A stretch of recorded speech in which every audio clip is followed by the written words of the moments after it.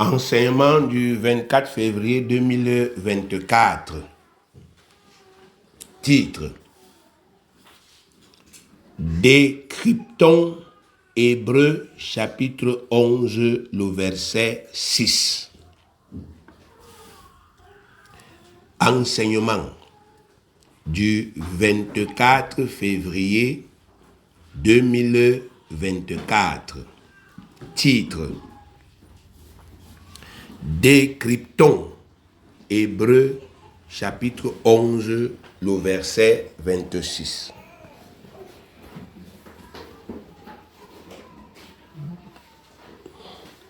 Par Abraham Ganke, serviteur dévoué du Seigneur Jésus-Christ. Que Dieu vous bénisse. Bien-aimés, décrypter veut dire déchiffrer, décoder ou encore démêler. Décrypter, ça veut dire déchiffrer, décoder ou bien encore démêler. Le décryptage, c'est une discipline qui permet de mettre en lumière des vérités essentielles qui sont contenues dans un verset apparemment banal. Donc, le décryptage, c'est une discipline qui nous permet d'étudier un verset biblique qui est apparemment banal et de faire ressortir les grandes vérités qu'il y a à l'intérieur. Vous savez, il y a des versets que même si on te réveille à 4 du matin, on te dit, cite, tu connais. Et parfois, bien aimé, le fait de les connaître par cœur, ça rend parfois ces versets banals dans notre intelligence. Ça veut dire que ça les rend un peu comme négligeables. On les cite, mais en réalité, on ne comprend pas ce qui est dedans. On cite ça, mais en réalité, ce que ça dit là, on ne comprend pas clairement. C'est pourquoi nous avons besoin, bien aimé, de faire cette étude-là. Souvent, nous citons des versets bibliques sans vraiment comprendre la profondeur des vérités spirituelles que ces versets expriment.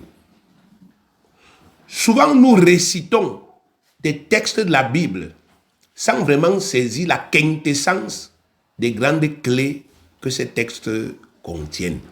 On cite. Tu cites quelque chose.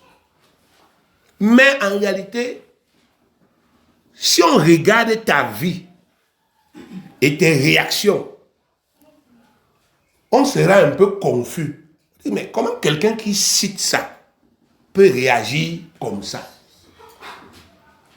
Donc ça veut dire que tu cites, mais ce qui est dit là, tu ne comprends pas. Et ceci arrive parce qu'au fil du temps, nous sommes devenus des croyants superficiels. Au fil du temps, nous sommes devenus des croyants superficiels. Des croyants qui ne pratiquent vraiment plus de façon rigoureuse le principe de la méditation des grandes choses que Dieu a dites à notre sujet dans sa parole. C'est ça un croyant superficiel. Donc un croyant qui n'a plus le temps, qui ne pratique plus la méditation des grandes choses que Dieu a dites dans sa parole. Vous avez des croyants à l'église qui pensent qu'ils connaissent déjà tout. Qui pensent qu'ils comprennent déjà quoi? Tout. Il y a des frères et des sœurs comme ça à l'église. Ils ne pratiquent plus la méditation. Ils ne pratiquent plus l'écoute. Je peux par exemple prendre les deux exhortations que nous avons, n'est-ce pas, dispensées pendant la semaine. Même toi qui es ancien ou ancienne là, je peux te demander qu'est-ce qu'on a dit concrètement lors de l'exhortation de mardi? Qu'est-ce qu'on a dit concrètement lors de l'exhortation de mercredi? Combien de fois tu as réécouté? On va se rendre compte qu'il n'y a personne qui va te dire j'ai réécouté une seconde fois.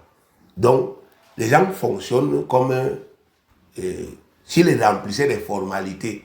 Donc, dès qu'il a écouté, il est venu à l'église, il a écouté mardi, c'est fini. Il a écouté, on lui a dit après ça, prie de telle manière, il a prié. Dès qu'il rentre chez lui, c'est terminé, il a rempli un contrat. Il vient mercredi, on lui donne encore une exhortation, il écoute encore, et puis il fait la prière qu'on lui demande de faire, et il rentre chez lui, c'est terminé. Tu lui demandes jeudi, qu'est-ce qu'on a dit mercredi? Tu dis, on avait enseigné sur telle chose là, je ne sais même plus. Amen. Donc ça prouve que, bien aimé, ce sont les auditeurs oublieux. Ce sont des gens qui ne pratiquent plus les clés pour que la parole de Dieu reste dans leur tête. Parce que vous avez l'impression que la parole de Dieu là, ça reste par la foi. Non. Ça reste par le travail qu'on appelle méditation et rétention. Il y a beaucoup de maîtresses ici.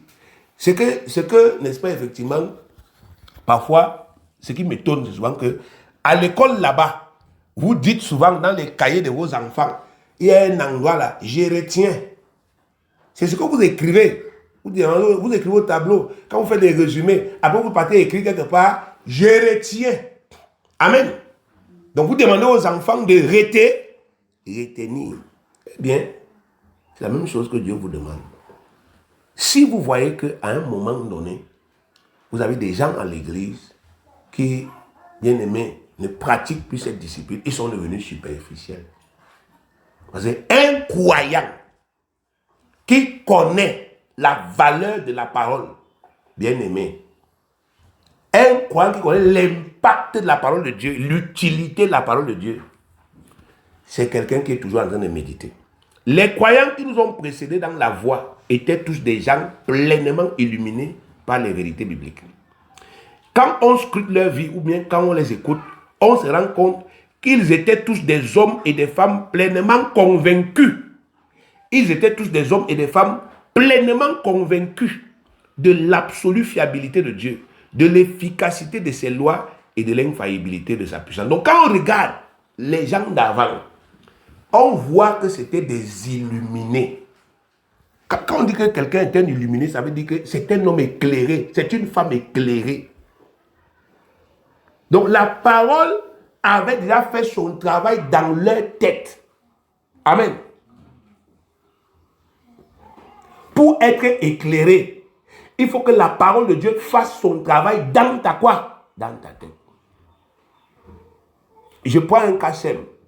Quand vous avez une femme dans un foyer qui discute les ordres de son mari, elle n'est pas éclairée. Elle n'est pas quoi?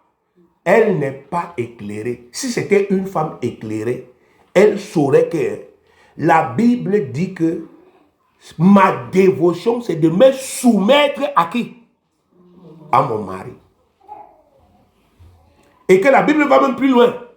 Que même s'il n'obéit pas à la parole, amen, soumets-toi quand même à qui? À lui. Tu vas le gagner sans parler, sans la parole, pas ta conduite. Amen. Quand vous voyez souvent il y a des conflits, c'est parce que il y a des gens qui ne sont pas encore éclairés. Et la parole de Dieu rencontre donc des obstacles dans sa Dans sa tête. Donc quand on dit à un enfant, obéis à tes parents. Si c'est un enfant qui est éclairé par la parole de Dieu, bien aimé, vous n'allez jamais le poursuivre derrière. Parce qu'il est déjà éclairé dans sa tête. La parole lui a déjà montré que là où il est là, sa vie et son bonheur dépendent de l'obéissance. Il va faire ça naturellement. Mais quand il n'est pas encore éclairé, il y aura tous des conflits. Donc, s'il y a des conflits, souvent dans les têtes des enfants de Dieu, avec la parole de Dieu, c'est parce qu'on n'est pas éclairé. On n'a pas encore laissé la parole faire son travail, qui est de nous éclairer. Mais quand vous voyez les gars qui étaient avant nous, vous voyez que ces gars-là, ils étaient déjà éclairés. La tête-ci était déjà propre. C'était déjà lavé. Donc j'essaie d'utiliser les mots là pour que vous compreniez le sens de quoi éclairer. Leur tête n'était plus sale. C'était propre. C'était lavé. La parole a fait son travail. Et c'est pour ça que vous voyez, ces gars, quand ils parlaient, ils avaient de l'assurance. Ce n'était pas des débats. Regardez le psaume 23. Relisons le psaume 23. Que vous récitez souvent. Parce que vous récitez. Non, machin c'est monté. Vous récitez. Mais David ici, lui, ne récitait pas. David était en train d'exprimer ses convictions dans une situation donnée. Amen. Je dis ceci. David ne faisait pas une récitation. C'est toi aujourd'hui, quand tu lis ça, c'est toi qui fais la quoi? Qui fait la récitation. Parce que tu parles dans la Bible, tu cherches le chapitre et tu commences à lire.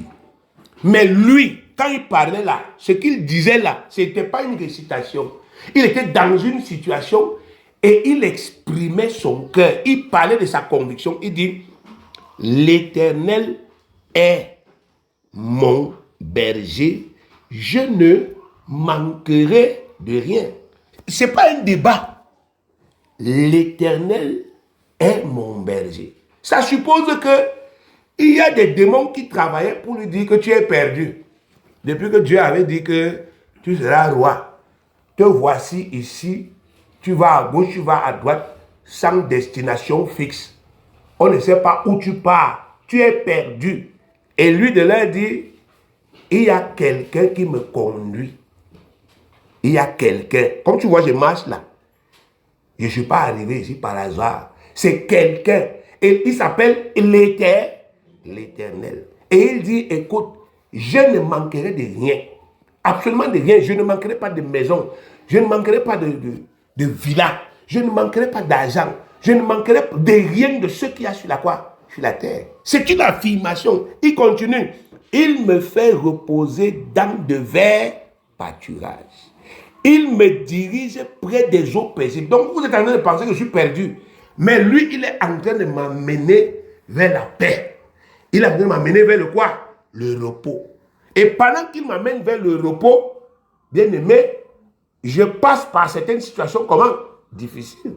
Verset 3. Il restaure mon âme.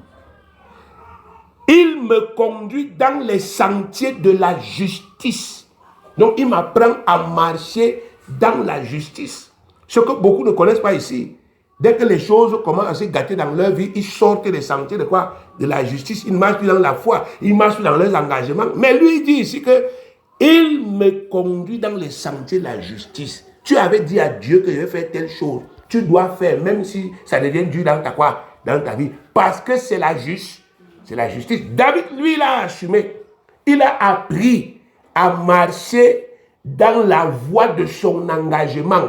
La voie de la justice. Même quand c'était mauvais, il a appris. Verset, n'est-ce pas, effectivement, à cause de son nom, verset 4. Quand je marche, il n'a pas dit que sa vie c'est ça tout le temps. Il y a des temps où ça arrive. Quand je marche dans la vallée de l'homme de la mort, je ne crains aucun mal car tu es avec moi. Ta houlette et ton bâton me rassurent. Ce n'est pas, il parle d'assurance. Il dit que dans ma vie avec Dieu, il y a des moments où je suis dans la quoi? La vallée. Dans ma marche avec Dieu, pendant que je suis en train de marcher dans l'obéissance, pendant que je suis en train d'honorer mes engagements, il y a des moments où je suis dans la vallée. Mais il dit que même dans la vallée où la mort règne, je ne crains aucun mal. Rien ne peut m'arriver là. Et il continue. Ta houlette et ton bâton me rassurent. Ta force, ta puissance me rassure. En face de la mort, en face de l'adversité, moi je vois ta force. Je fais la comparaison. On vous a enseigné ça ici mercredi, mardi. La comparaison. Donc David ici, il dit, je suis dans la vallée, mais quand je compare la puissance de Dieu qui est avec moi et la vallée de la mort, je suis rassuré. Je suis rassuré. La mort ne peut pas tuer Dieu. Je vais m'en sortir. Verset 5. Tu dresses devant moi une table en face de mes adversaires. Donc mes adversaires croient que je suis perdu alors que tu es en train de dresser la table devant eux, pas en cachette. Je vais m'asseoir sur la table devant eux. Je vais manger devant qui? Devant eux. Je vais régner devant qui? Devant eux. Est-ce que ça s'est passé? Oui. Exactement. David n'a pas fui Israël pour aller régner quelque part. Il a régné en Israël. Là où on lui avait dit que tu es perdu. Là où on lui avait dit que Dieu n'est plus avec toi. Mais il avait confessé ça avant. Il a parlé ça. Voilà ça ici. Verset 6. Oui, le bonheur et la grâce m'accompagneront tous les jours de ma vie et j'habiterai dans la maison de l'Éternel jusqu'à la fin de mes jours. C'est pas ça qu'il avait dit. Ça, c'est la récitation. Quelle assurance, bien-aimé. Quelle quiétude, quelle conviction. Ce que nous lisons ici, ça reflète la pleine certitude d'un homme comme nous. Un homme que Dieu a appelé à son service. Un homme qui a expérimenté ce Dieu en question. Un homme qui est parti de derrière les moutons de son père pour s'asseoir sur le trône d'Israël. Uniquement grâce à sa foi en Dieu. Un homme qui n'a pas craint d'affronter un lion, un ours pour défendre ses moutons. Parce qu'il était pleinement convaincu que le Dieu créateur était intrinsèquement impliqué dans sa vie. Bien aimé, vous là, vous qui élevez les porcs, les moutons, la panthère peut venir pour dire qu'elle tue ton porc et toi tu peux intervenir. Non, il faut, je vous pose la question. Le voleur peut venir la nuit, il dit que je suis en train de voler, n'est-ce pas, effectivement, tes chèvres. Et toi, tu sors, tu ne dis pas avec ta malchance. C'est ce que tu vas dire. Mais David n'a pas hésité à affronter le lion et l'ours pour défendre ses brebis. Vous voulez que Dieu choisisse qui? Quelqu'un qui risque sa vie pour défendre le mouton. Dieu a compris qu'il va risquer sa vie pour défendre l'homme. Et il a montré ça avec Goliath. Quand Goliath est sorti, il a dit comment? Je me tiens, je défends les hommes. Il avait déjà l'expérience. Amen. Il a expérimenté Dieu. Amen. Un homme qui savait pertinemment dans son cœur que l'Éternel des armées était sa force et combattait en permanence pour lui. Et que par conséquent, aucune crainte ne pouvait se juger dans sa vie, même lorsqu'il passait dans la vallée où la mort est en grande maîtresse. Donc il savait ça. Il connaissait ça. Parce que la parole de Dieu, David n'a jamais vu Dieu. Amen. Parce que quand on vous parle ici, vous avez l'impression que David, quand il restait comme ça, après ça, Dieu descendait du ciel. Non. Dieu ne fait pas de favoritisme. David n'a jamais vu Dieu avec les quoi? Les yeux. Le type qui a vu certains phénomènes s'appelle Moïse. C'est lui qui voyait les buissons comment ardents et tout ça. Les autres entendaient. Ils avaient des visions. Ils n'ont jamais vu Dieu. Ils entendaient la parole de qui? De Dieu. Mais ils ont tellement cru la parole qu'aujourd'hui, la parole, bien aimée, est devenue la norme de l'heure, que ça les a éclairés. C'est de ça qu'il est question. Toi, tu ne fais pas les efforts, la bien-aimée. Cet homme bien-aimé n'a pas fait la magie pour arriver à cette pleine assurance. Il n'a pas fait 40 jours de jeûne sans boire, sans manger pour parvenir à une telle conviction. Et lui-même, il nous explique son secret. Dans un autre somme qu'on passe le temps à banaliser. Ici à l'église, frère, tu comptes d'ici jusque derrière. Pendant qu'on prêche l'évangile, les gens dorment. Ils vont comment? Ils dorment. Comment vous pouvez espérer que pendant qu'on est en train de prêcher l'évangile, vos yeux se ferment, vous dormez, et vous dites que bien aimé, quelque chose se passe dans votre vie, vous êtes déjà refroidi. Il faut prendre ça au sérieux. Ça s'appelle le refroidissement. C'est vous qui dites non, j'ai trop travaillé hier. Vous avez travaillé plus que qui? Oh non, j'ai trop. Vous avez été fatigué plus que qui, frère? C'est une foutaise. S'il y a quelqu'un qui doit être fatigué ici, c'est celui qui s'assoit ici. Parce que j'ai dirige le culte du début jusqu'à la fin. Et c'est moi qui l'ai préparé. Amen. Mais si moi je ne dors pas, lui là, il dort pourquoi? Il a dormi pendant la nuit. Maintenant, il arrive encore ici, il fait comment? Il dort. Mais vous comprenez quelque chose à ça? Et il dort pendant qu'on enseigne l'évangile. Il dort. Et vous pensez qu'effectivement, il peut? Non. David nous a expliqué. David ne passait pas son temps à dormir. Il nous explique, bien aimé. Il explique comment est-ce que ça s'est passé. Voilà ce qu'il dit. Psaume 119, verset 97. Psaume 119, verset 97. Lisons, lisons la parole de Dieu. Ne venons pas ici, bien-aimés, pour nous tromper nous-mêmes par des faussetés. Combien j'aime ta loi. Elle est tout le jour l'objet de ma méditation. Psaume 119, verset 97. Combien j'aime ta loi. Elle est comment? Tout le jour l'objet de quoi? Ma méditation. Mais bien-aimé, c'est incroyable. C'est incroyable. La loi de Dieu, bien-aimé. David dit que tous les jours, il s'asseyait, il faisait comment? Il méditait la loi. Tous les jours que Dieu a créé, il s'asseyait. Article par quoi? Par article. Mais vous avez déjà lu la constitution du Cameroun? Vous connaissez, n'est-ce pas, de comment est constitué un article de la loi? Vous croyez que la loi là, c'est quoi? C'est le hasard? La loi, c'est des textes, des textes, des textes. Là où il y a des écrits, là où il y a des choses, là où Dieu dit, voici une loi, voici un principe. Il explique, il explique, il explique, il explique. Il dit, voici comment on applique ça. On applique comme ça, on applique, on applique. Il dit, voici ce que ça apporte. C'est ça qu'on appelle la loi. David vous dit qu'il a passé le temps à étudier ça. Les lois. Aujourd'hui, on a des gens qui passent 10 ans, 20 ans, 30 ans à l'école pour étudier la loi, les lois du Cameroun là, pour être capable de les comprendre et de les appliquer. C'est pourquoi vous avez des gens comme, n'est-ce pas, les magistrats, que quand il y a un problème, on lui dit, règle ce problème en t'appuyant sur la quoi? La loi. C'est lui qui va lire la loi et la loi va lui expliquer, marche comme ça, dit comme ça, prononce ceci. Parce qu'il est éclairé. Il n'arrive pas à ce niveau parce qu'il dort. David vous dit, j'étudie la loi, je médite. Pour comprendre, il faut étudier. Le psaume 119, verset 99, il dit, je suis plus instruit. Écoutez bien, je suis plus instruit que tous mes maîtres, car tes préceptes sont l'objet de ma méditation. Je suis plus instruit que tout le monde qui m'a enseigné. Les gens qu'on m'a pris comme précepteur, là, quand j'étais petit, je les dépasse déjà eux tous. Parce que tes préceptes sont l'objet de ma méditation. Amen. Mais l'église d'aujourd'hui est une église de paresseux et de paresseuses. C'est ça. C'est la paresse. C'est l'indiscipline. C'est la paresse. Aujourd'hui, on n'a plus de matériel, on a les téléphones. Mais ça ne sert à rien. Pour gagner un combat, on fait 7 mois de prière. Parce que les gens sont paresseux, bien aimés. Les têtes sont sales. À l'époque, les gars faisaient seulement une journée de prière, c'était terminé. Mais aujourd'hui, c'est la paresse, c'est la faiblesse. Il y a tellement d'activisme, d'activité, de travail. Non, on a réunion.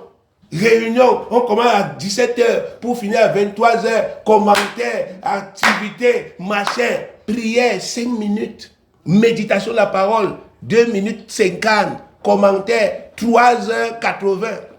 Et on sort là avec les têtes vides. Et on est étonné que rien ne marche. Nourriture, 8h. Fête, 22h. C'est comme ça. Mais en ce qui concerne les choses spirituelles qui permettent aux gens d'avancer, frère, il n'y a pas. Voilà le secret de David. La méditation constante de tes lois. C'est un homme qui passait du temps à étudier. Et il nous a donné ce conseil. David a donné, dans un autre psaume que vous banalisez, il a donné encore ce conseil-là. Psaume 1, le tout premier psaume. Psaume 1, verset 1 à 3. Je lis encore, je lis. Heureux l'homme qui ne marche pas selon le conseil des méchants. Vous voyez, si demandez même aux enfants de confesser ça, de citer. Ils vont citer. Mais c'est un peu comme le perroquet. Le perroquet cite des choses là qu'il ne comprend pas. Il est comme la radio cassette, il répète seulement tout ce que lui a entendu. Regardez, David dit ici, heureux. Le mot heureux veut dire bonheur. Tout le monde cherche le bonheur. Tu es dans une église, les gens vous disent, je veux le bonheur, je veux le bonheur. Moi, je vois ici, le premier mot ici, c'est quoi? Bonheur. Bonheur pour l'homme qui ne marche pas selon le conseil des méchants. qui ne s'arrête pas sur la voie des pécheurs et qui ne s'assied pas en compagnie des moqueurs. Ça ne s'arrête pas là. Verset 2. Mais qui trouve son plaisir.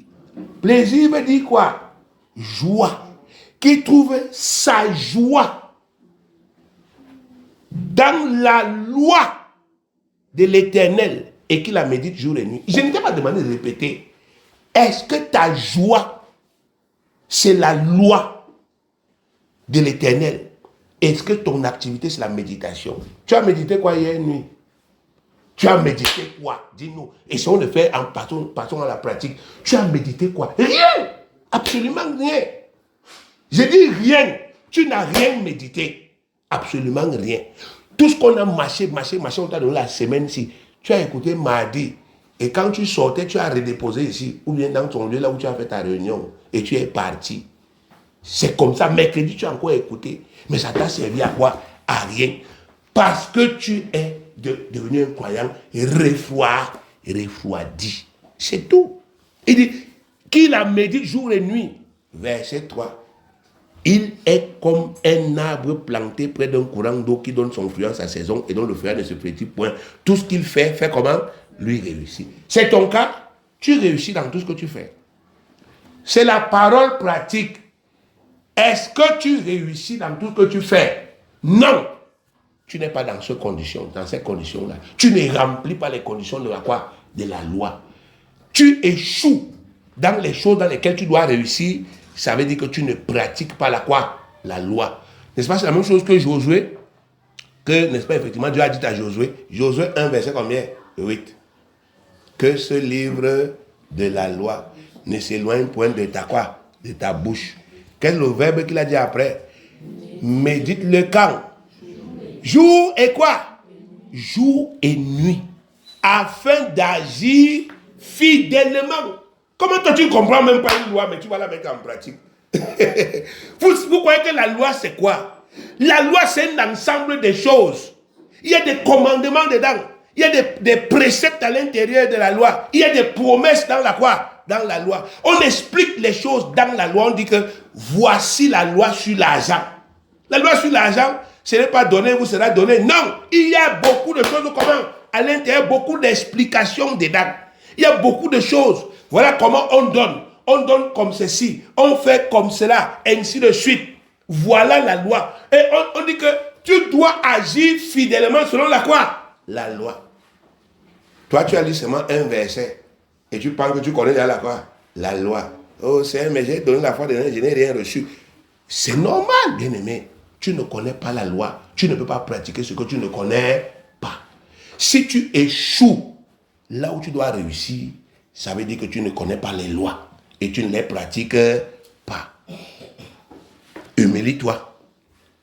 Si tu veux comprendre, tu comprends. Si tu ne veux pas comprendre, tant pis pour toi. Amen. Amen. Il dit, qui donne son fruit en sa saison. Ça veut dire qu'il n'y a pas de retard dans ta quoi? Dans ta vie. Quand le temps du mariage arrive, tu te maries. Quand le temps du travail arrive, tu fais comment? Tu travailles. Quand le temps de la promotion arrive, tu fais comment? C'est ça, donner son fruit en sa saison. Et donc le feuillage ne se flétrit point. Le feuillage ne se flétrit point veut dire que la maladie n'entre pas chez toi. Tu es toujours vert. Le vert, c'est le symbole de la bonne quoi? Santé. Vous voyez ça? Tout ce qu'il fait, lui réussit. Donc la loi de Dieu a en elle les secrets de la réussite. Mais comment vous pouvez être une église? Vous voulez réussir. Vous êtes des frères, des sœurs. Vous voulez réussir ici pour être des témoignages. Mais maintenant qu'on regarde dans vos vies, on voit qu'il n'y a pas de discipline pour méditer la loi. Tu demandes, il y a des sœurs ici. Tu leur demandes, l'esprit de la religion est encore rempli dans leur quoi? Dans leur tête. Tu es à l'église depuis des années, on te dit que non. Connais la loi, connais tes statuts, parce que tout ce que tu fais avec Dieu, ça doit être d'après la quoi? La loi. Si tu ne fais pas ça d'après ces lois, ça ne sert à quoi? À rien. Toi, tu ne te préoccupes pas, tu ne souffres pas, tu ne travailles pas. Tu as même un problème. On dit, règle ce problème d'après la quoi? La loi. C'est pas compliqué. Les gens viennent ici, ils viennent me dire, oh, telle chose est bloquée. Je connais la loi. Je connais pourquoi quelque chose peut être bloqué dans la vie de quelqu'un. Je connais. Et c'est écrit dans la quoi? dans la Bible. Je connais les articles de la loi. Donc je rentre dans les articles de la loi. Et je lui montre la loi. Il est écrit ici. Il est écrit ici. Il est écrit ici. Pendant que je montre là, lui-même va se reconnaître quelque part. Et quand il se reconnaît là, bien aimé, quand il pratique encore ce que la loi dit de pratiquer pour que le blocage quitte, on prie, paf, il y a quoi? Miracle. Ce n'est pas la sorcellerie. C'est le fait de connaître, d'être éclairé. Et c'est ça qui vous manque. Bien aimé, quand quelqu'un comme David, qui a réussi, là où toi tu n'as jamais réussi, quand il te parle, il faut fermer ta bouche. Et puis il faut t'humilier. Amen. David est parti des moutons. Il est devenu roi. Nous, on n'a même pas encore un gouverneur ici. Donc il faut t'abaisser. Il faut faire comment? J'ai dit il faut t'abaisser. Il faut dire Seigneur, David m'a dépassé. Il a fait ce que moi je n'ai jamais fait. Donc je dois m'abaisser. La méditation de la parole jour et nuit, ça doit devenir mon activité. Je dois méditer la loi. Amen. La loi dit comment on doit parler. La loi dit comment on doit quoi? Parler. Tu t'assois avec quelqu'un. Moi, frère, moi je ne sais même plus notre vie ici. C'est donc ça la sorcellerie. C'est des sorciers, des marabouts, des vampires déguisés. Parce qu'ils parlent. La loi dit que la mort et la vie sont au pouvoir de quoi? De la langue. Quiconque l'aime mangera les quoi? Les fruits. La loi dit, si tu confesses de ta bouche le Seigneur Jésus, et si tu crois dans ton cœur que Dieu l'a ressuscité entre les morts, tu seras sauvé. Si tu fais comment? Tu confesses. Et la loi dit, car c'est en croyant du cœur qu'on parvient à la quoi? La justice. C'est en confessant de la bouche qu'on parvient au salut. Donc le salut se réalise quand on parle. C'est la loi. Le mal se réalise aussi quand on fait comment? On parle. Mais vous croyez que quelqu'un qui connaît la loi, il voit, il sent la douleur ici, il peut confesser, je suis malade? Non. Vous croyez que quelqu'un qui vit la pauvreté, tout est gâté dans sa vie, mais qui connaît la loi, vous croyez qu'il peut ouvrir sa bouche pour confesser que peut-être que Satan me bloque? Vous croyez qu'un homme qui connaît la loi peut confesser ça en sachant que quand tu confesses, ça se réalise? Non. Donc, les défaites que les gens ont, c'est la manifestation de leur ignorance. La Bible dit, Jean chapitre 1, au commencement était la parole. La parole. Au commencement. Commencement veut dire origine. À l'origine de tout, il y a la quoi? La parole. Donc on bâtit ce qu'on veut faire avec la quoi? La parole. Seigneur, je vais bâtir ici ceci. Je déclare ça. Mais vous avez les enfants de Dieu aujourd'hui, bien-aimés, qui ne parlent absolument rien. Ils ne savent même pas quoi parler sur leur vie. Qui entrent dans les entreprises, dans les projets. J'ai vu que les femmes du quartier s'y cotisent beaucoup. Hein? Vraiment. Et c'est cotisons. Commencez à cotiser. Avant, n'est-ce pas, effectivement, qu'on ait fait 3 séances, les problèmes ont déjà commencé. Non, vraiment, c'est moi qui devais donner cette fois-ci, mais je n'ai pas pu donner, hein, parce que les gens ont marché selon la quoi? La chair. Là, ils voient les choses, ils envient. Mais ils ne pratiquent pas la quoi? La parole. S'ils pratiquaient la parole, ils parleraient d'abord. Parce que Dieu dit d'abord, avant que les choses fassent comment? Arrivent. Il conçoit les choses. Et après, il fait comment? Il parle sur sa vie. Il dit ceci. Il déclare. Quand ça sort, ça s'établit sur le plan quoi? Spirituel. Il peut réaliser. Tout ça parce qu'il est éclairé. Les hommes de Dieu marchent par l'esprit et par la quoi? La parole. Le reste marche selon la chair. Ils parlent n'importe comment. Ils disent n'importe quoi. Ils analysent leur situation n'importe comment. Parce qu'ils ne sont pas éclairés. Ils ne sont pas éclairés, pourquoi? Parce qu'ils ne méditent pas la parole de qui? De Dieu. C'est tout.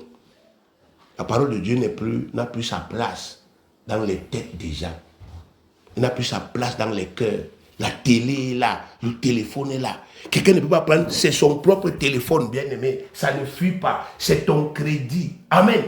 Les trucs d'internet sont toujours là. Quelqu'un ne peut pas fermer tout ça. Et il dit, j'écoute l'enseignement. Et je réécoute encore quoi? L'enseignement. Je médite ça. C'est qu'est-ce que tu me dis, papa, je vais comprendre. Parce que je dois pratiquer la parole. Je dois m'en sortir. Je dois sortir de cette situation. Dernièrement, j'ai été attaqué, bien aimé. J'ai été attaqué. Personne parmi vous n'était dans mon corps. J'ai dit, personne parmi vous n'était dans mon quoi? Dans mon corps. Je sais ce qu'il y avait dans mon corps. J'ai simplement pratiqué la parole. J'ai parlé la parole de qui? De Dieu. J'ai dit la parole de Dieu. Et la parole de Dieu s'est réalisée dans le corps. Je ne sais pas, n'est-ce pas, effectivement, comment ça s'est passé, mais le Saint-Esprit. Dieu a travaillé par la parole dans le corps. J'ai parlé, le corps, si je lui ai dit, toi qui es là, au nom de Jésus, voici. Pendant même l'attaque, l'Esprit m'a dit, prends le jeûne. J'ai jeûné. Du matin au soir, j'ai jeûné. J'ai dit, je ne bois pas, je ne mange pas, alors que je suis malade. Je n'ai jamais confessé la maladie. J'ai dit, je jeûne. Et vers 17h, Dieu a dit, fais la Sainte Seine. Je suis parti chercher le nécessaire. J'ai fait la Sainte Seine ici. Déclare que j'ai déclaré. Bien-aimé, je suis allé me coucher. Le matin, quand je me suis réveillé, tout mon corps était comment? Nickel. Parfaitement bien. Je dis bien parfaitement, comme s'il n'y avait jamais rien eu. Le soir, l'attaque a recommencé. Et j'ai dit, mais c'est quoi? Il m'a dit, quelqu'un n'a pas pris la Sainte Seine ici, dans cette maison. C'est lui la porte. Amen. Et c'était vrai. Amen. Il dit qu'il y a quelqu'un qui n'a pas pris. L'esprit là est repassé comme ça. Pris comme ça, pris comme ça, pris comme ça. La parole de Dieu est vivante et quoi? Efficace. Qu'est-ce que vous racontez là, bien-aimé? Vous racontez quoi? Vous racontez quoi? Même pendant l'attaque là, j'ai voyagé. Je suis quitté d'ici, je suis parti jusqu'à Mbankomo. J'ai dit, je suis parti jusqu'à Mbankomo. Parce que c'est après le retour là que je suis venu faire la Sainte. Je suis allé jusqu'à Mbankomo, aller faire la dédicace là-bas, étant dans la scène, dans l'attaque, en confessant, la parlant ce que Dieu dit. J'ai dit au corps, si que tu vas faire. J'ai voyagé toute la nuit. Je suis arrivé. Je voulais aller directement à Mbankomo. L'Esprit dit, arrête-toi chez tes enfants qui sont ici. Je me suis arrêté. Couche-toi, tu dors. Je me suis couché. J'ai dormi, prié, dormi, prié. Il dit, prie. Mais bien aimé, l'attaque là est où? C'est où? J'ai pris combien de comprimés? J'ai bu combien de remèdes? Les remèdes sont dans la parole de qui? De Dieu. C'est là dedans. Tout ce qui était dans mon corps est comment? Sorti. Tout. Et le corps est devenu normal. Donc il faut que vous compreniez bien aimé que on ne peut pas produire des résultats alors qu'on n'a pas le niveau requis par qui? Par Dieu. La paresse spirituelle là, la paresse c'est un péché. La paresse c'est un démon. La Bible dit que le paresseux ne rôtit pas son quoi? Son pain. Le paresseux mange mal. Il ne cuit pas son gibier. Ce sont des choses spirituelles. Ça veut dire que le Fils de Dieu, il vit mal parce qu'il est paresseux. Parce qu'il n'arrive pas à travailler sa puissance.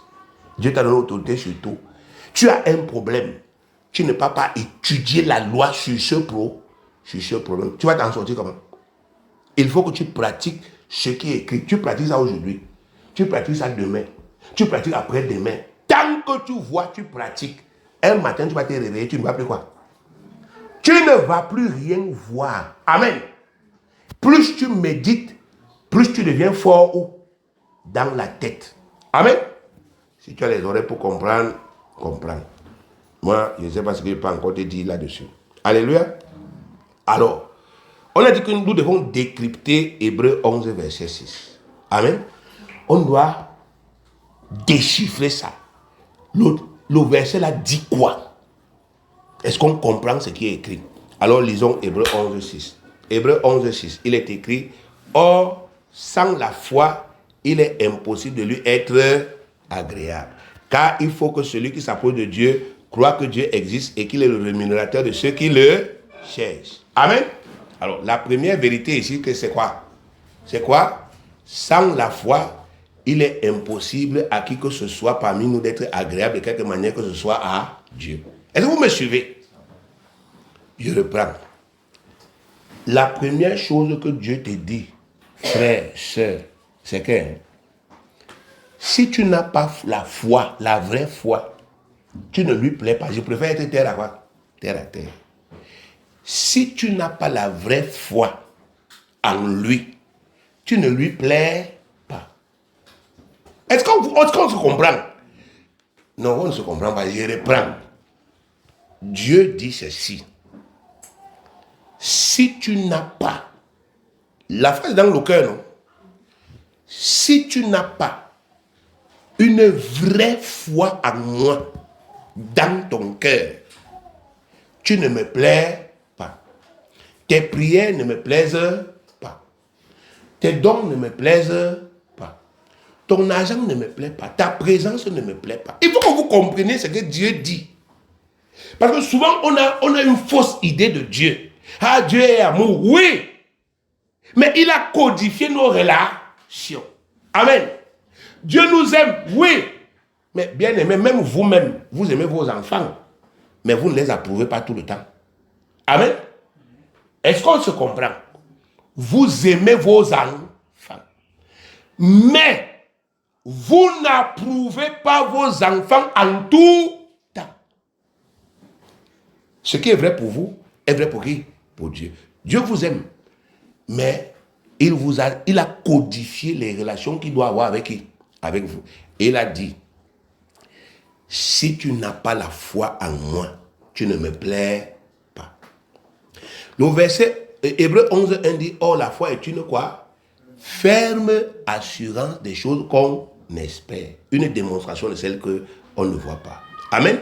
D'après cette définition, il apparaît que si quelqu'un parmi nous n'a pas premièrement dans son cœur une ferme assurance des choses qu'il espère de Dieu, il ne lui est pas agréable. Si quelqu'un espère le mariage, mais il n'a pas une ferme assurance de ça dans son cœur, Dieu lui dit clairement, tu ne m'es pas agréable, tu ne me plais pas. Tu ne peux pas venir chez moi, tu dis que oh, je veux me marier, et en même temps dans ton cœur, tu n'as pas l'assurance, tu ne me plais pas. Oh, je vais accoucher, mais dans ton cœur, tu doutes, tu m'as dit que tu ne me plais pas, tes prières ne me plaisent pas.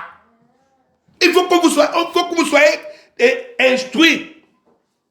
Non, Dieu va me délivrer, mais dans ton cœur, tu doutes. Il dit, tu ne me plais pas. Ne continue même pas de quoi? De prier. Tes prières sont comme une abomination pour moi. Est-ce que vous comprenez ça? C'est ce qu'il a envie de vous dire ici. Que si tu as dans ton cœur autre chose, la foi est une ferme assurance des choses qu'on espère. Espérer veut dire attendre que Dieu fasse quelque chose. Je suis dans la détresse. J'attends que Dieu doit me sauver de la quoi? La détresse. Mais quand Dieu regarde mon cœur, il voit que je ne suis pas sûr qu'il va me sauver. Amen. Amen. C'est de ça qu'il s'agit. Je ne suis pas sûr. David, lui, a dit que quand je marche dans la vallée de l'homme de la mort, je ne crains aucun mal. David, lui, a dit que même comme c'est chaud maintenant, je ne manquerai de quoi? De rien. Quand Dieu regarde David, il dit, ah, donnez-lui ce qu'il veut. Ce qu'il parle avec sa bouche là, ça vient de son quoi? De son cœur. Il a une pleine confiance en moi. Mais quand le même Dieu regarde l'enfant de Dieu aujourd'hui, qu'il dit que non, Seigneur, je confesse que cette année, tu vas m'enlever de la honte, parce que je suis dans la quoi? La honte. Tu vas m'enlever là, et tu vas me mettre ici. Il dit, ça c'est bon. Mais il regarde le cœur balance.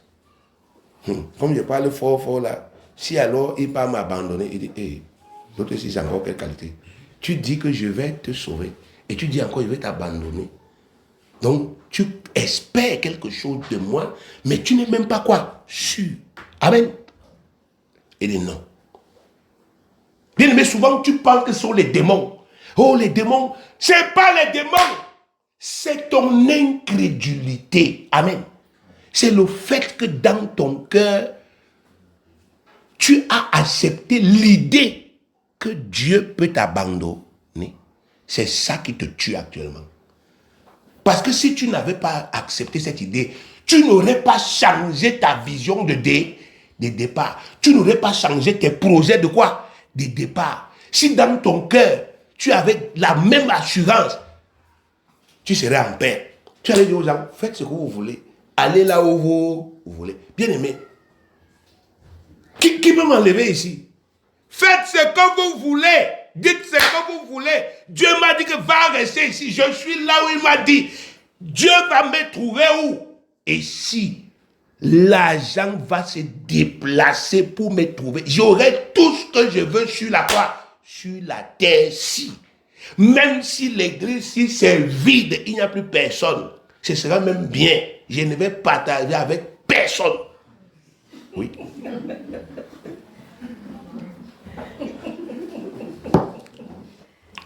Attendez, vous pensez que je suis Jésus? Vous m'abandonnez. Et puis vous revenez encore en grattant la tête et vous dites non les gars, je serai sur le... Jamais, jamais. Vos photos là, j'écris, vous filmez là. Je paye quelqu'un. Si tu vois les gens se tirent sur eux, aucun d'eux n'entre encore dans cette église. Si je commence avec une nouvelle curée, vous me parlez de quoi, frère? Dieu l'a dit. Il m'a dit, quand j'ai encore pris de l'espace, effectivement, j'ai encore jeûné dernièrement. Il m'a dit, je ne suis pas un Dieu qui change de quoi? De bouche. Ma bouche change jamais. Toi, je t'ai dit. Et ce que je t'ai dit est vivant. Ma parole est quoi? Vivante. Reste sur ma parole. Tu as les preuves. Mais bien aimé, Dieu a envie de voir les gens engagés. Amen. Il a envie de voir les gens qui lui font confiance. Quand vous doutez de Dieu, c'est une injure. Vous êtes en train de l'insulter. Vous êtes en train de dire, il est comme les faux dieux de ce quoi? De ce monde. Les dieux incapables. Mais vous savez, quand il avait décidé de brûler Israël dans le désert, vous savez ce qu'il a arrêté? Parce que Moïse, qui le connaissait, a dit ceci. Éternel, si tu les tues, les Égyptiens diront que tu étais un incapable. Il dit, quoi? Ils vont dire que tu étais incapable de leur donner la terre promise. Moi, je suis incapable. Les Égyptiens vont dire, bon, je ne les tue plus. Ils vont rentrer. Sauf les gars qui ont péché là. Mais leurs enfants vont faire comment? Entrer. Il dit, on ne gâte pas mon nom. Amen. On ne gâte pas quoi? Mon nom. Bien aimé, quand on gâte ton nom, ça te fait du bien. Donc vous croyez que c'est le nom de Dieu quand on gâte là? On dit, ah, le pasteur Abraham a servi Dieu et le vélo l'a cogné, il est moqué. Pardon, frère, il faut arrêter vos histoires là. Oh, on lui a mis le poison, il est... Qui, frère? Personne ne peut ôter ma vie. J'ai dit, personne ne peut ôter ma vie sur la terre. Personne ne peut ôter ma vie. Quand j'étais attaqué là, je disais au type là que la maladie là, je lui disais que, écoute, tu peux rien me faire. C'est seulement une question de supporter le nombre de temps que tu vas faire là avant de quoi? De partir. Mais sinon, tu sais que tu es déjà détruit au nom de qui? De Jésus. Tu ne peux pas. Je vais sortir là sans handicap. On va pas. Quand je vais sortir là, on va voir comment il dit non, il ne peut plus manger le piment, il ne peut plus boire la bière. Et jamais, jamais, tu laisses aucune séquelle dans mon quoi? Dans mon corps. J'ai confiance en Dieu. Donc la première des choses que Dieu vous dit, c'est ça. Il te dit que là où tu es là, si tu n'as pas une pleine assurance dans ton cœur que mon Père, il va me sauver. Si tu n'as pas l'eau, si c'est même pas ce que tu fais, que tu fermes souvent tes yeux, tu dis, Père, j'ai dit que, voilà, ça fait 62 ans que j'attends. Père, je dis, je n'attendrai pas 63 ans au nom de Jésus. Papa, je sais ce qui en est s'est passé. Ça me m'attaque de gauche à droite. Ça brûle, Père. Mais je déclare que ta parole est en marche dans ma vie. Ta promesse est à l'œuvre. Je vais sortir d'ici tête haute. Je ne pas ni à gauche, ni à quoi, ni à droite. Ma vie va te glorifier haut et ici. Quand Dieu voit ça, il dit, ouh, c'est ça, c'est ça. Ça s'appelle la confiance. Si vous n'avez pas ça, vous ne pouvez rien obtenir de lui. Jacques 1, verset 5 à 8 dit ceci. Jacques 1, verset 5 à 8. Si quelqu'un d'entre vous manque de sagesse, qu'il la demande à Dieu, qui donne à tous simplement et sans reproche, et elle lui sera donnée. Mais qu'il la demande avec quoi? Foi. Sans douter. Car celui qui doute est semblable au flot de la mer, agité par le vent et poussé de côté et d'autre. Qu'un tel homme ne s'imagine pas qu'il recevra quelque chose du Seigneur. C'est un homme irrésolu et inconstant dans toutes ses quoi? toutes ses voies. Dieu dit qu'un homme, une femme, irrésolu, inconstant dans ses voies, ne peut rien recevoir de qui? De lui. Ah oui, Seigneur, je vais me lancer. Tu as dit qu'on doit faire telle chose. Je me lance. Et après quelques temps, on attend les résultats. On ne voit pas. Bien aimé. Sœur, tu as dit que tu t'es lancé. Oui. J'avais dit, mais vraiment, je ne sais pas ce qui m'arrive. Je suis tellement démoralisé, je suis tellement découragé. Depuis que j'ai dit que je me lance là, c'est comme si j'allais aller réveiller les démons. Donc vraiment, je suis en train de prier pour que le Seigneur m'apaise un peu d'abord quand même.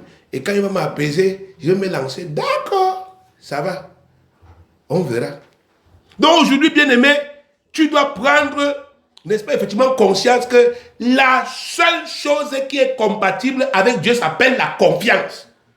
S'il n'y a pas ça, si tu ne peux pas mettre ta vie entre les mains de Dieu, tu ne peux pas courir les risques à cause de ta foi en Dieu. Si tu ne peux pas dire, je ne pars à gauche, je ne pars pas à gauche, je ne pars pas à droite, ma bénédiction va me trouver. Si tu ne peux pas dire ça, il dit, tu n'as pas confiance en moi. Et tu ne peux rien recevoir. Psaume 37, verset 5. Recommande ton sort à l'Éternel. Mais en lui quoi? Ta confiance. Et il agira. Si tu as cessé, c'est fini aussi. Donc voilà la première vérité là. Si tu n'as plus confiance en moi, tu ne me plais plus. Amen. J'ai confiance en toi, mais c'est qu'il dit non, il n'y a pas le mais dans la confiance. Si tu n'as plus confiance, tu ne me plais plus. Donc si tu veux, si tu étais à tomber là-dedans, sache que tu ne lui plaisais plus. Maintenant, renouvelle ton intelligence, répands-toi, dis, hey Seigneur, tu sais, je doutais déjà. Hein. Je te demande pardon au nom de qui? De Jésus. Je recommence.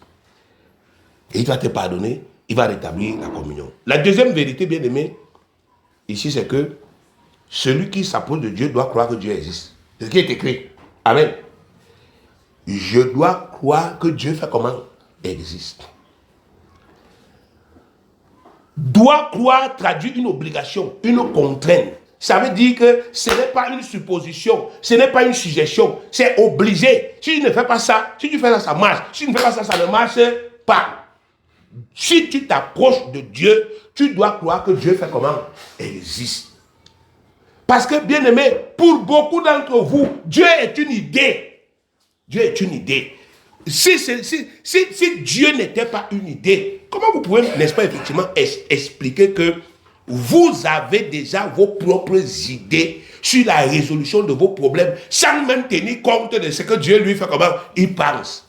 Vous avez déjà vos petits plans, c'est déjà arrêté dans vos têtes. Vous avez déjà tout tracé, que bon, je vais toucher à gauche, je vais toucher à droite et je vais arriver comme ça.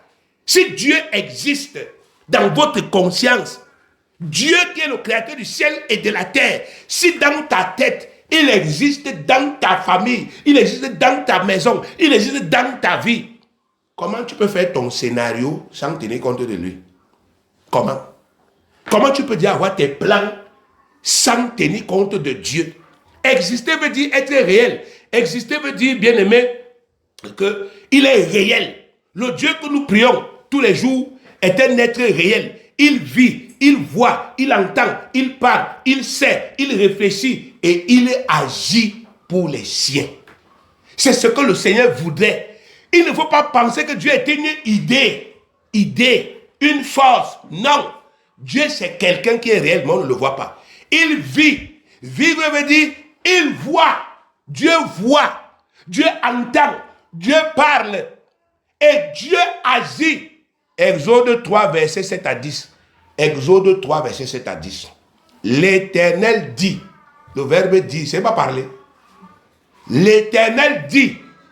J'ai vu. Ce n'est pas le verbe voir ici. J'ai vu la souffrance de mon peuple qui est en Égypte. J'ai vu. Le verbe voir. J'ai entendu les cris que lui font pousser ses oppresseurs. Écoutez ici.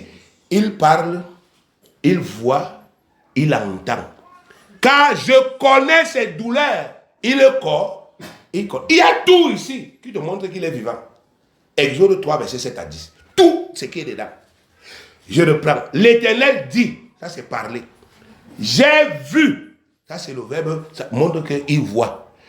J'ai vu la souffrance de mon peuple qui est en Égypte. J'ai entendu les cris que lui font pousser ses oppresseurs. Car je connais ses douleurs.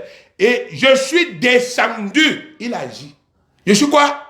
Je suis descendu pour le délivrer de la main des Égyptiens et pour le faire monter dans ce pays, dans un bon et vaste pays, dans un pays où coule le lait et le miel, dans les lieux qu'habitent les Cananéens, les Hétiens, les Amoréens, les Phérésiens, les Hébiens et les Jébusiens. Et le pays là était vide. C'était vide. Dieu te dit, il y a le travail ici. Tu dis non, tous les postes sont occupés. Va connaître, non, j'ai lu la pancarte là qu'on ne recrute plus. Elle a peine, c'est quoi, peine d'or. Incroyable, mes frères bien-aimés. Le pays là, il y avait des gens sur ça. Dieu dit que vous allez habiter dans le pays où ils sont là. Dieu l'a dit. Ils habitent où aujourd'hui? Dans ce pays. Verset 9. Voici les cris d'Israël sont venus jusqu'à moi et j'ai vu l'oppression que leur font souffrir les Égyptiens. Maintenant, va, je t'enverrai auprès de Pharaon et tu feras sortir d'Égypte mon peuple, les enfants d'Israël. Il agit pour délivrer ses enfants. Il voit. Mais si tu as le Créateur du ciel et de la terre, Dieu fait partie de ma vie, il fait partie de ma famille. Amen. Dieu, mais mon frère, le père ne fait pas partie de la famille. Vous voulez qu'on vous prêche l'évangile, bien-aimé? Dieu est notre Père. Jésus était sur la terre, il a dit que quand vous priez, dites que notre Père qui est aux cieux. Amen. Maintenant, on vous voit dans vos diverses familles, dans vos diverses maisons. Vous faites comme s'il n'y a plus de Père. Vous faites comme si le type qui est là, le Père là n'existe pas. Mais vous voulez que vos problèmes soient réglés comment? Vous n'avez pas la conscience de son existence et de son implication dans vos quoi? Dans vos vies. Et pourtant, il fait partie. Mais vous vous comportez comme si lui, il est une idée. Comme s'il est loin. Comme s'il est éloigné. Vous avez besoin de lui téléphoner. Quelqu'un te dit que j'entends les cris.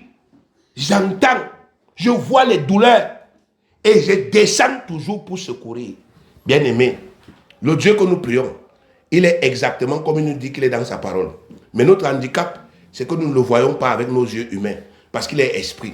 Si nous pouvions le voir tel qu'il est, avec nos yeux charnels, alors nous n'aurions aucun mal à lui faire entièrement confiance, même dans les situations les plus critiques. Mais comme ce n'est pas possible, le seul moyen qui nous reste, ça demeure la foi. Nous devons croire qu'il existe vraiment, et qu'il est exactement comme il nous dit qu'il est. Et nous devons croire qu'il peut faire exactement ce qu'il nous dit qu'il peut faire pour nous. C'est, bien aimé, cette foi fera que même s'il n'y avait plus aucun espoir pour nous, Dieu agira et réagira toujours à notre faveur. Dieu s'élèvera toujours pour nous parce que nous avons bâti toute notre vie sur lui et parce que nous avons placé tous nos espoirs sur son existence. Romains 10, 11 dit que, selon ce que dit l'Écriture, quiconque croit en lui ne sera point comment? Confus. Mais Dieu ne peut pas voir. Moi, Abraham Ganke, il voit quelqu'un. Bien aimé, je suis avec Dieu depuis 30 ans. Je ne suis jamais parti ni à gauche ni à droite. Les gens se lèvent, n'est-ce pas? Effectivement, ils vous racontent Dieu est monté, Dieu est descendu. Et après, n'est-ce pas? Dès que l'adversaire vient secouer un peu leur vie, ils entrent dans les sissongos. Moi, je suis fidèle à ma bouche depuis 30 ans. Mon ministère, l'appel que Dieu m'a adressé depuis 30 ans, c'est la même quoi? La même chose. Ma croyance, c'est la même croyance. Mes attentes, c'est les mêmes quoi? Attentes. Mon but, c'est le même but. Tu ne peux pas m'enlever ça.